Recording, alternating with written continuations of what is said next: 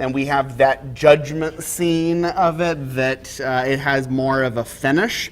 And also, even with that judgment, it still doesn't turn quite as dark as this chapter does. So maybe that one is a little bit easier for us to stomach. But the story of a Levite and his concubine has some pretty dark turns along the way. At the beginning of a chapter, we read a familiar phrase, "In those days when there was no king in Israel." And once again, you are meant to fill in the other half of that. What is the other half of that? Yeah, everyone did what was right in his own eyes. Yeah, you're meant to fill that in. It's the obvious thing that's happening here, that they have no king, and in the context of what's to come in chronology, we'll see how they get a physical king, and that is important. But there's more to it than that, right? This is not just about, in the days before, Israel had a palace and a king and somebody to rule over them, this is how they lived. No, this is when they rejected God as king. This is when they rejected the one who made the covenant with them, and they acted as they saw fit. They had bad leadership, bad personal morality, and they're pursuing all kinds of evil because it is what was right in their own eyes. The last chapter gave us a story about Micah and the Levite. Here we have another Levite story. I don't think that's an accident. The Levites were supposed to be spiritual leaders and guides among the people. You had the priests that came out of the tribe of Levi. The Levites often knew the law better and were able to instruct the people in the law. And here we have back-to-back stories of some Levites who are not very good covenant keepers. We made the point last week that with Micah and the Levite, you might believe at first that the Levite is the innocent victim in this, and he absolutely is not. He is not just being taken advantage of, he is the opportunist who's looking to perpetuate evil for his own gain. So he's a willing participant in these things. Here, the Levite will also, in this story, will show a lot of evil himself. So this Levite lives in a remote part of Ephraim. It says that he took to himself a concubine from Bethlehem in Judah. So a concubine, as I think we know, was basically a wife with fewer rights. Wasn't quite the same thing as a mistress. It's not just that he had taken this woman to be, a sexual partner. There was some sort of bond and commitment here, but legally a concubine had fewer rights and less status than a wife did. Usually you saw that when there was a full-on wife, and then there might be a concubine or more than one concubine on the side. If that's the case here, we don't have any indication of it. We don't know if the Levite had any wives besides his concubine or any other concubines. This is the only pair that we hear about, and it certainly is possible that this was the only wife of any sort that he had. Well, one day, the concubine leaves her husband, and she goes back to her father's house. And here I want to point out a textual variant that's going to make some difference in how we read and understand this story.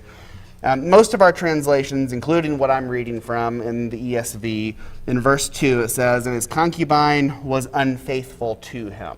Or your translation may say, the concubine played the harlot. That's a translation off of the same word there. There are some translations that say something to the effect of the concubine was angry with him, or you may have a note in your Bible. I have a footnote in mine that says that it could be that she was just angry with him. Well, those two things don't seem very similar.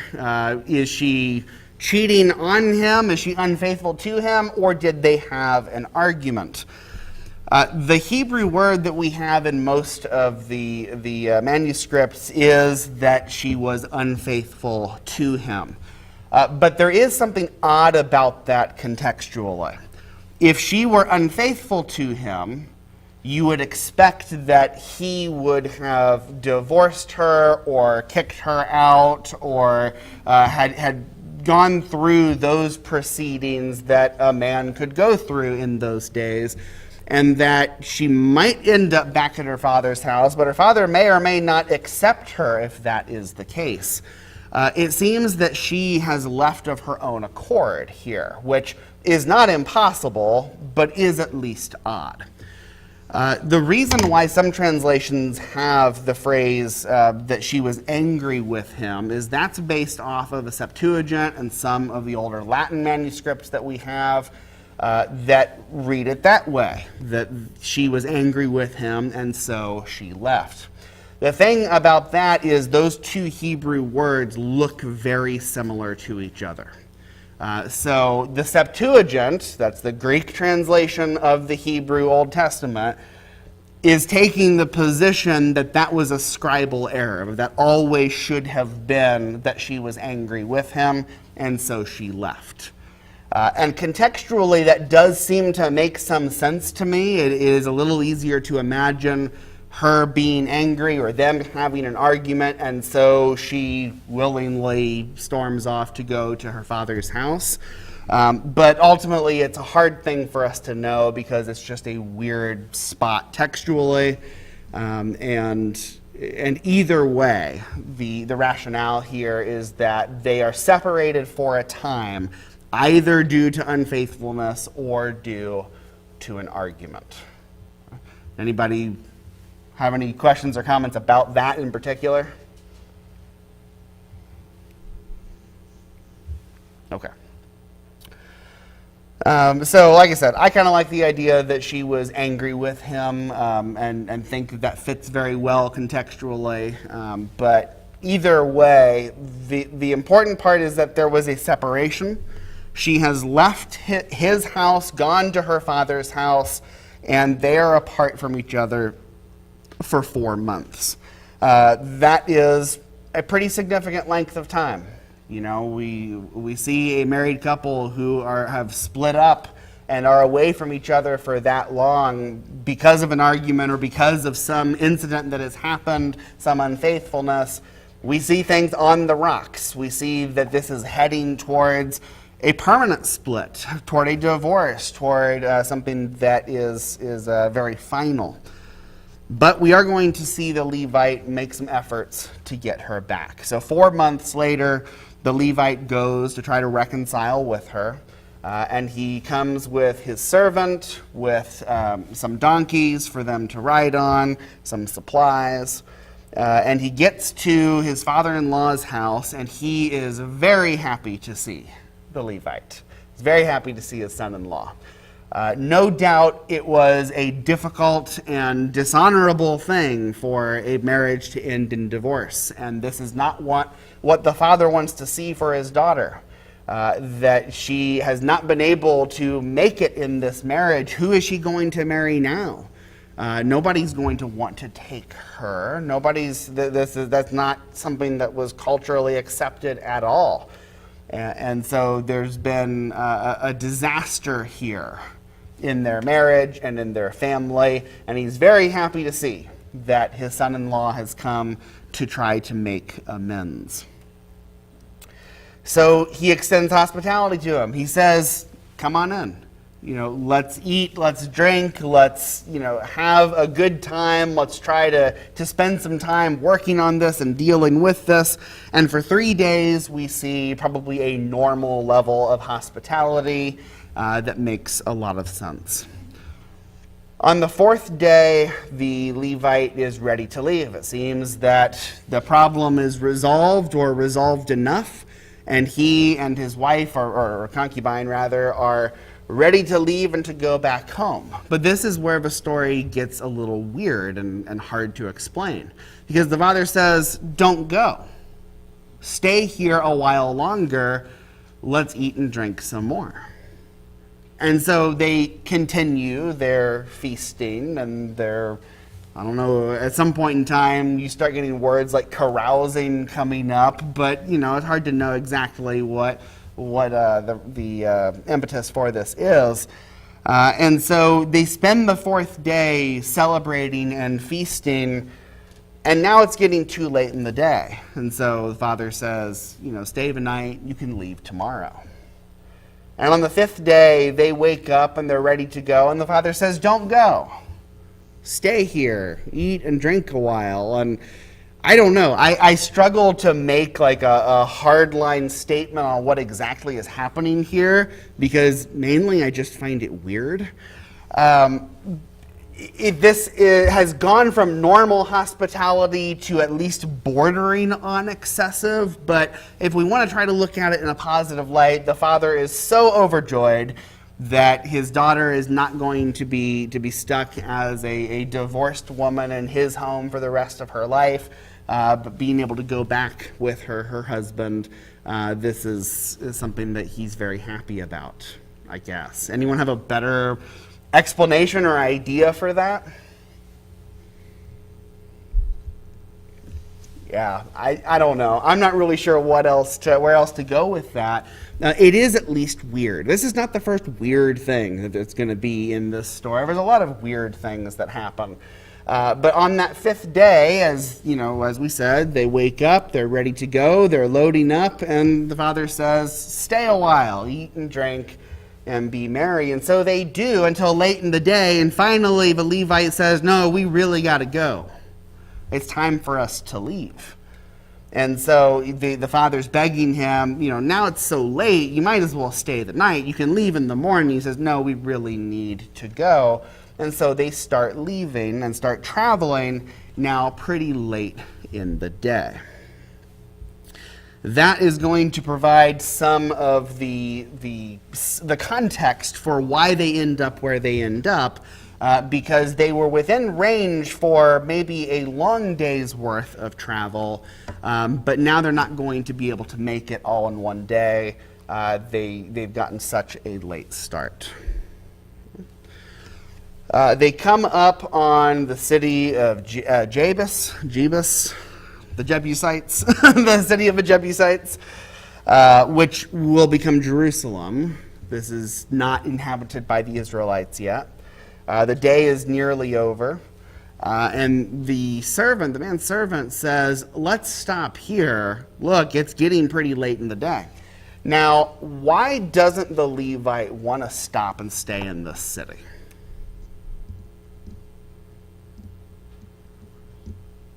What was that, Tom?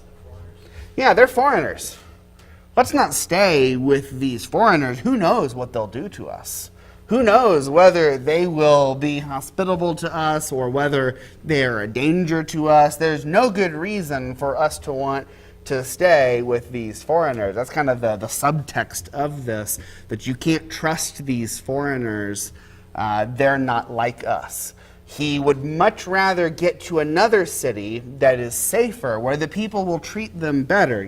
Hold on to this idea. Hold on to this assumption that he has made, that his people will treat them better.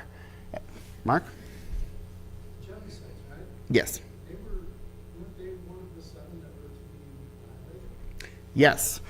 This is very likely actually earlier in the chronology of what we're talking about here. Interestingly, what we see in the double conclusion of the book of Judges does not necessarily happen after all of the events of the book of Judges. We have a few clues kind of telling us that. One of those being this, that why are the Jebusites here in this city? They have control over it. It's not been conquered yet. The purpose of this is not to provide a straight historical textbook of this event happened, then this event, then this event. This is a great evil and is put at the end to illustrate how Israel has fallen, but it's actually something that happened much earlier. Yeah? Yeah, you see that Eleazar's son and all this. Right. So it is very early on. My point is there's a great irony in Yeah. the Jebusites were so evil. I'm not going to go there. Right. This is not only a foreign place. This place has been condemned by Right. Yeah, so he has some reason to say this. This is not just like, xenophobia of not wanting to go to, another people. The Jebusites are, in fact, very evil. And they are to be judged by God. They are going to be conquered. That's what God wants to happen here, like we read about in Joshua. So there's some reason for him to say that.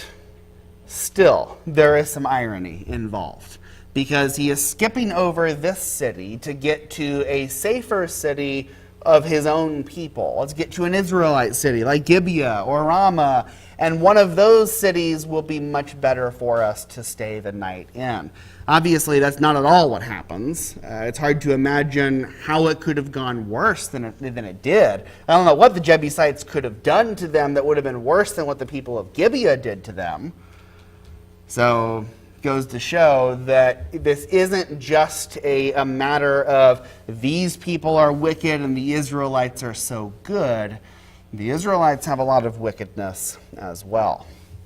So yeah, the Levites rejected this idea. We're not going to go in to this Jebusite city. We're going to keep moving. Let's travel a few more miles. It would have been, we're not 100% sure where Gibeah was, but 3 to 5 miles longer down the road, which is not that far, really, but getting late in the day, they need to get a move on. It's time to get to Gibeah before it gets too late, and so they keep on doing that.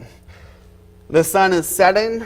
They're approaching Gibeah. It's very obvious that they're not going to get any farther than this, and so they decide to stop. And Gibeah is a town belonging to the tribe of Benjamin. So their own people, but a different tribe. That's okay. They have every reason to believe that the Benjamites will treat them well, will show them hospitality, and will be a good place for them to stay the night before they resume traveling the next day. So now we're going to get to some evils that are happening in this chapter, some things going horribly, terribly wrong. So they get into Gibeah, and what do they find at first? Resistance to help. Yeah. Resistance to help. Nobody's all that interested in inviting them to stay the night. Now, we probably don't fully understand how scandalous that was. Because if somebody showed up in town and was wandering around in, I don't know, the town center, over there here in Santee, was wandering around waiting for somebody to take them in for the night, we would find that strange. That's not really the way that we operate, and we would expect that somebody who is traveling here probably can get a hotel or has somebody to stay with, and that's not something that is on our minds and being prepared to do, but that was not the case back then. Back then, they did not really have these nice hotels and inns to stay at as commonly as we expect, and they often weren't reputable anyway. And so it was deeply embedded in the culture, not just among the Israelites, mind you, but in that whole region, that you took in the stranger who was in your town and needed a place to stay. That was your duty, that was your honor, and woe upon a people who would go so far as to leave that traveling stranger to sleep in the public square. Like, that's not okay. That's not something that we are going to allow as a people. And that was a cultural phenomenon that stood for many generations. It was extremely important in that area for a long, long time. And, maybe there was some fear that if they went in with the Jebusites, that the Jebusites would go against that cultural norm and say, we're not going to extend that hospitality to these Israelites. We don't like them anyway. But if we can just get to Gibeah, well, they're not going to leave us out in the cold. They're not going to leave us to need to spend the night alone and out in the elements. Yet that's exactly what's happening. They're in the public square. There's a ton of people who are passing by, and nobody is offering to take them in. Gary. They even had feed for the donkeys, and they had food, they had Yeah. everything they needed. It's not like they were putting anyone out in that respect. Right. Place to stay. Yeah, that's an important part of this too. You know, sometimes when a traveler was coming through, like they have a lot of needs. They might not have enough supplies to make it the entire journey, and they're going to rely on the hospitality and kindness of people along the way. They need food for their animals and food for themselves, and maybe to be able to restock to some degree. It was hard to travel with a lot of money with you. That was dangerous. You could lose that money to bandits and such. And traveling was just a precarious thing to do. But in this case, like, they don't need a lot of help. And when they're going to talk to this old man who does invite them in, they say exactly what Gary's saying there. It's like, we don't need much. We have everything we need except for a place to sleep tonight. We have all the supplies for our animals and for ourselves. We just need a place of safety and shelter for the night. So this should be, as far as hospitality goes, a very easy version of it that should not be a burden upon anyone. This should be expected of any ordinary citizen of Gibeah, yet nobody was willing to actually do this. So they have resigned themselves to needing to stay the night in the public square. Things are winding down and people are in their homes and going to bed. And this old man comes through. He's getting home from his work in the fields. Evidently, he was working pretty late that day, or something happened along the way. And so he's there and he sees these strangers in the public square and he starts asking them questions like, who are you? And you know, what do you intend to do? Like, do you have a place to stay? And they say, no, we really don't. The Levite puts his best foot forward. You know, he certainly doesn't say, I had to go get my concubine after we had a 4-month-long argument that led to us separating. And he doesn't go into all of that, which he doesn't need to either. He says, you know, we're traveling through, and we have another textual difference in here where he either is saying, I'm going to the Lord's house or I'm going to my own home. That's it's a little unclear which one he's saying. If he is saying, I'm going to the Lord's house, then he's giving another reason to say, look, we're honorable people. We're headed to the house of the Lord. You know, we would greatly appreciate your kindness. And then, like Gary said, he tells this old man, we have everything we need already. We would be easy guests. It's just the 3 of us. So we have not brought a whole caravan of people. And we have feed for our donkeys. We have food and drink for ourselves. We just need a bed to sleep in. And the old man says, absolutely. Don't sleep in the public square. You ought to come in. Yes? This might not have much relevance, but why bread and wine and not bread and water? Just that it was the more common thing for them to take with them. I don't know exactly if there's a particular significance to that.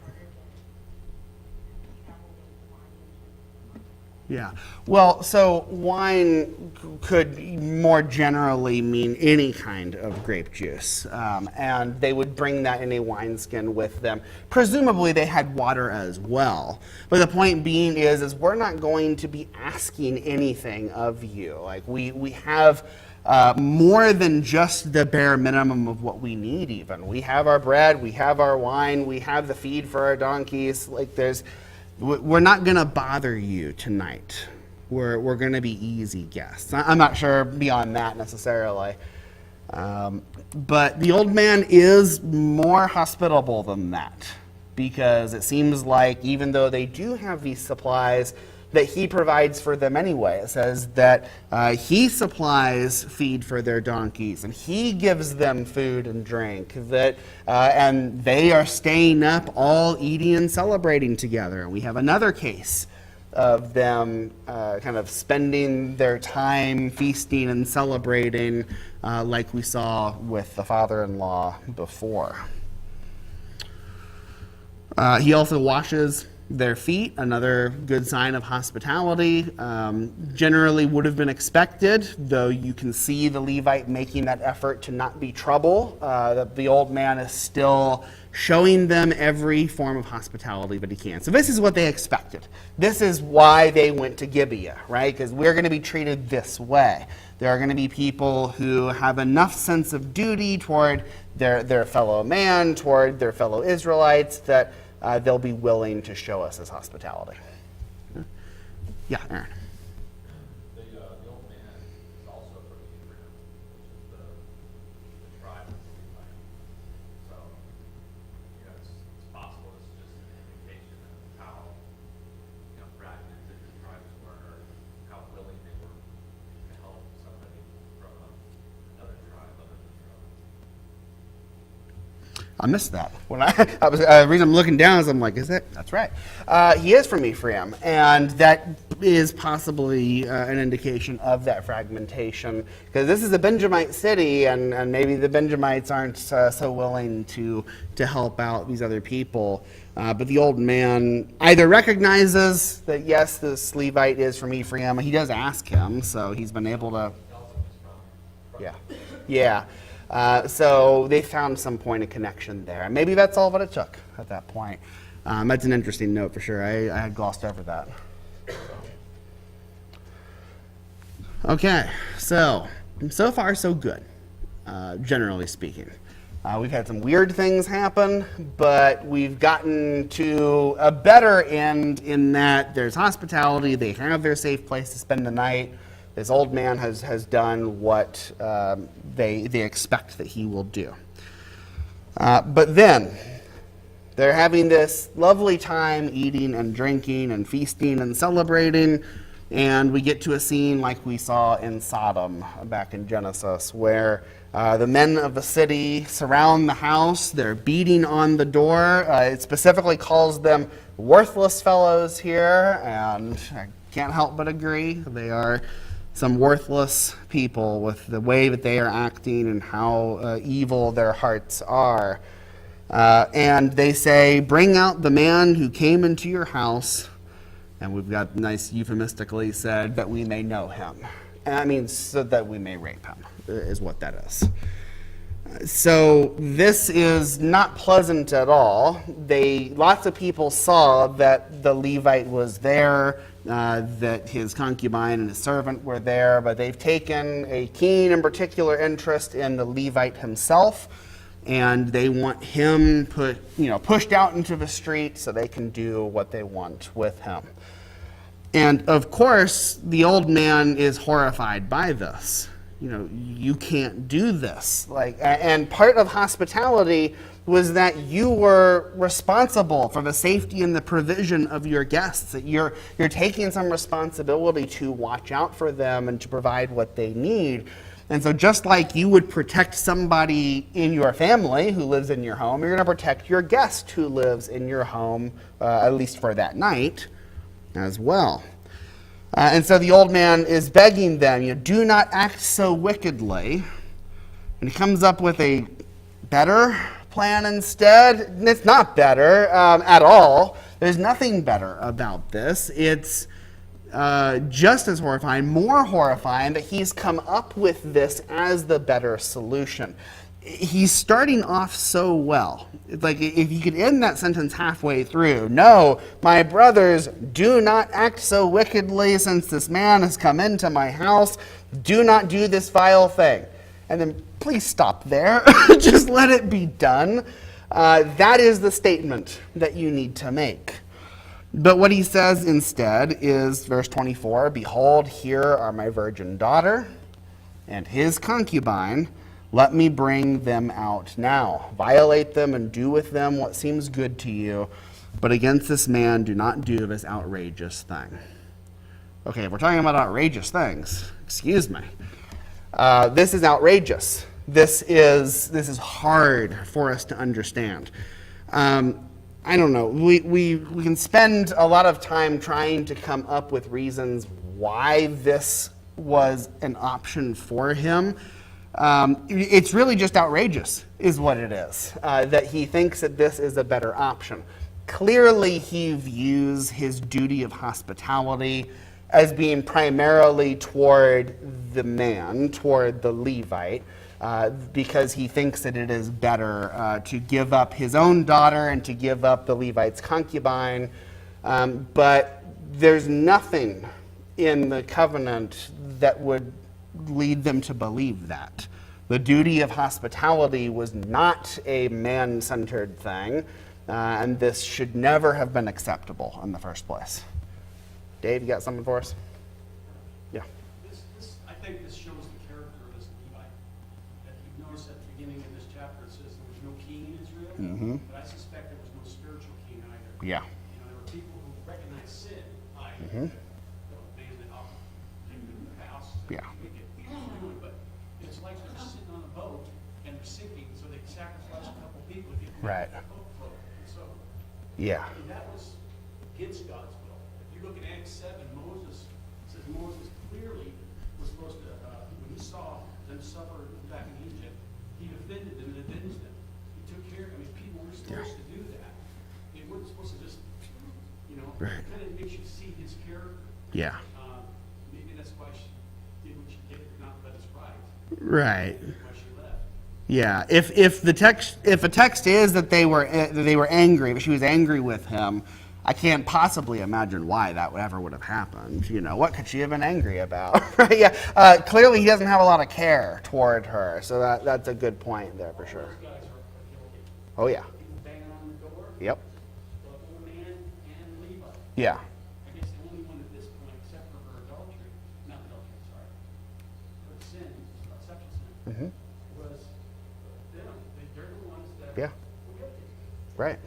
And she wasn't guilty for that, made it into that daughter, so that's like murder. I mean, Yeah. Yeah. It's a horrifying and evil thing that's happening here. Mark and then Aaron. Well, we find out from the next chapter that everyone thinks this is not good. Right. So this is a community sort of issue. This is their tribe issue. And I think probably the guys who showed up outside, they're a gang, violent gang, who outnumbered the people inside the house. Sure. Yeah. And so they're saving their own life and offering this life as a sacrifice. Yeah. Whether it's right or wrong is, I'm not there. So Yeah. obviously, I would like to think that I would fight to the death. Yeah. But at the same time, this is an instance where this is not the general consensus of the nation. No, it's not. It is a tribal issue, and this is a gang of people, very violent gang of people. Yeah. Who kill people, but as we find out later, the tribe is okay with it. That's the bigger issue. Right. Yeah, and that's going to become the really big issue in chapter 20 of how this gets justified by the tribe, by Benjamin. So you know the first and great guilt goes to them. But the Levite and the old man don't come off looking real good here either. They've not just been overpowered. They've not just been held back while, you know, the daughter and the concubine were seized. They have judged it better to make them the ones to give up, although we got a slight twist of this is going to happen momentarily. Aaron? The Levite didn't expect his wife to be killed. Right. Verse 28, when he goes to leave, he says, "Come on, let's go." Yeah. So, he didn't send her out there thinking, "Oh, I'll trade her life for mine." Right. Obviously, it was a terrible thing, Yeah. and they went way too far and ended up killing her. Yeah. I don't think that was the Levites. Like, I don't think the Levites thought that was going to happen. No, I think this went farther than any of them expected that it was going to go. I'm not even sure that was the intent of the mob to do that, but that's nevertheless what happened. A very similar thing almost happened with Lot Right. and his two daughters. Mm-hmm. I mean, again, a gang of men surrounded the house. Lot says, "Let me give you my two daughters Yeah. to appease them." Yeah. If it wasn't for the angels that were with them, that's what would have happened. Yeah. And here there is no angel to strike the mob blind and to drive them away. And that's, I don't know, it's why I think sometimes we talk more about Sodom than about, Gibeah, because Sodom, it's stopped in its tracks and then there's a judgment afterwards. Here, it's not stopped in its tracks and there is a sort of judgment afterwards, but it's a lot messier than Sodom is. Okay? Did you have something? Yeah. Okay. So yeah, scary situation for everyone in the house, for sure. Having people beating on your door, but inexcusable all the same. This is not a good reaction. This is not justifiable, and it shows a lot about their character that they are so quick to say, well, let's give up the two women who are in the house. Before, if you want to try to find some way to decide who's going to be given up, is it the guests? Is it the host? Is it the servant who has lower status there? In this case, no, what they've decided is, the women are the better ones to give up, which is, a really scary and sad thing here. Betty? Oh, no. They're not a part of this conversation at all. Yeah. Yeah, they have no say in this. And in fact, so up to this point, it's only the old man who's made this offer, and he's been so generous, as to pick one of his house and one of the guest's house that, it's not just going to be, let's not just send the concubine out, I'll send out my daughter too. Let's keep us, fair and equitable as possible. But the Levite is not particularly outraged by this. And in fact, he doesn't, while the daughter was offered, the daughter is not sent out from what we can tell. The Levite is the one who says, yeah, let's push my concubine out the door, and that will end the story here. And so he is fully on board with this. I think Aaron is right, that nobody expected that this was going to result in her death. But it really doesn't matter, and it really doesn't make it better, because this is just evil. Mark?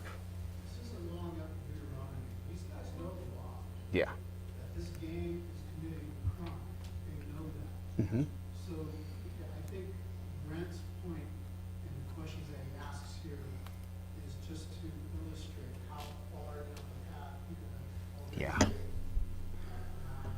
to deviate from the law. Yeah. And it's significant, but this is a Levite, right? He is a Levite. He should know better. He should be as appalled and horrified as we are, even with being scared for what's going to happen. I understand him being scared. I understand all of them being scared. Don't understand this choice being made and deciding that we're gonna give up one sacrificially and send her out. It would have, morally, it would have been far better for them to just be overpowered by the mob. And then at least they don't have guilt in the matter. The mob has done what the mob is going to do, but giving her up as this sacrifice that has no value. Clearly she has no value to him and to the old man.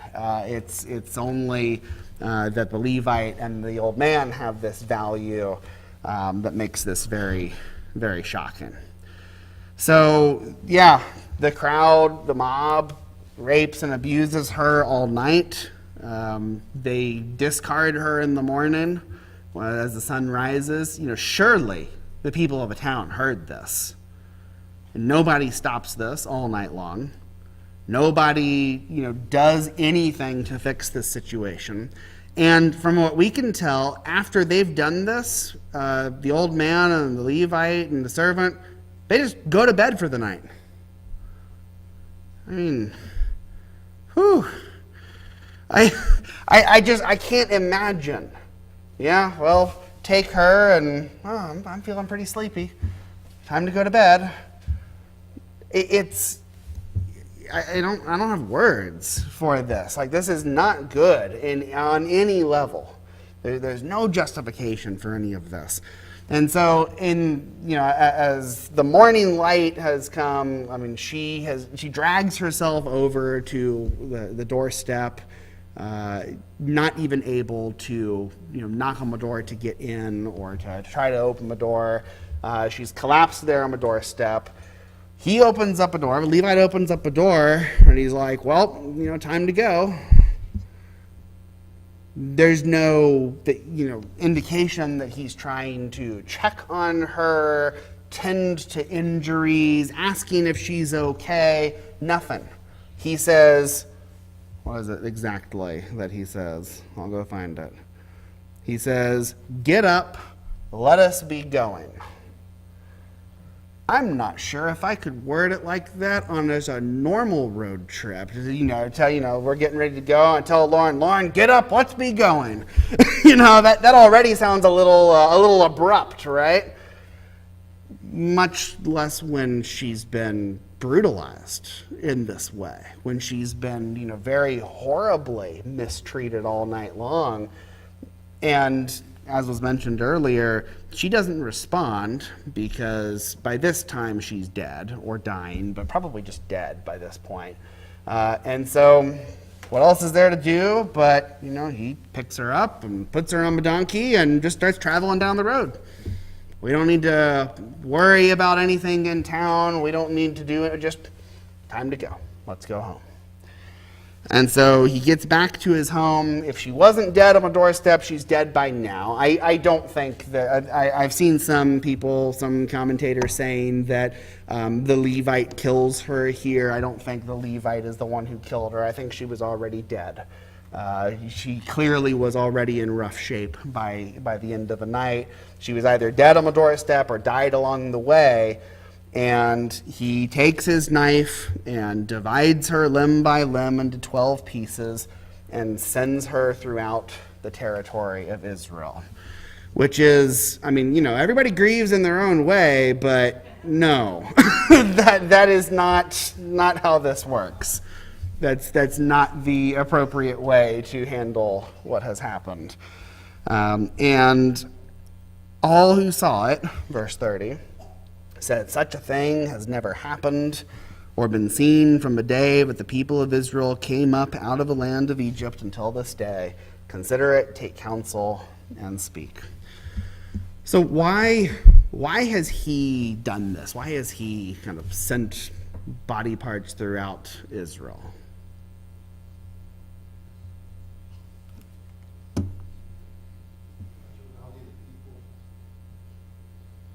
Yeah. Saying what has happened, he's kind of challenging. Is this our moral state? Is this what we are doing? Look what has happened. There's some degree of, I think, twisted righteous anger in this, but it's so weird and hard to justify. He can't justify it because he was complicit in this. He was the one who seized her and pushed her out the door. He was the one who gave her up.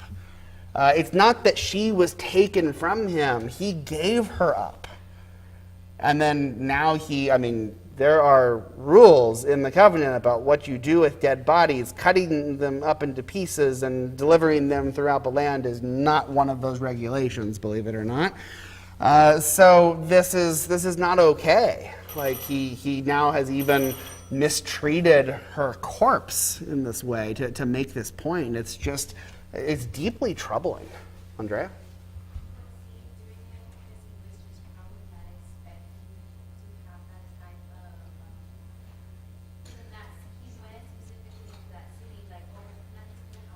Right. Yeah. Yeah, no, I think you're dead on, that he's saying, look at this horrible thing that happened to me in Gibeah. Look at what the tribe of Benjamin is putting up with. We'll see that as we get into chapter 20. But, dude, he was a part of this. He's not an innocent victim involved. It's not that they were just victims of the violent gang, though they are.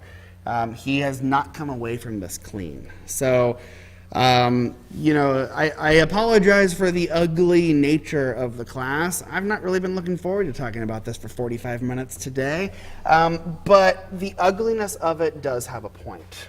This is ugly because sin is ugly, and sin hurts people, and sin has a way of having this corrupting influence where we get worse and worse until these sorts of decisions make sense to us. And I don't want them to make sense to us. I want us to be appalled and horrified and have our stomachs turn reading a chapter like this, or in being put in situations to be able to say, no, this is evil, this is wrong, there is nothing good about this at all.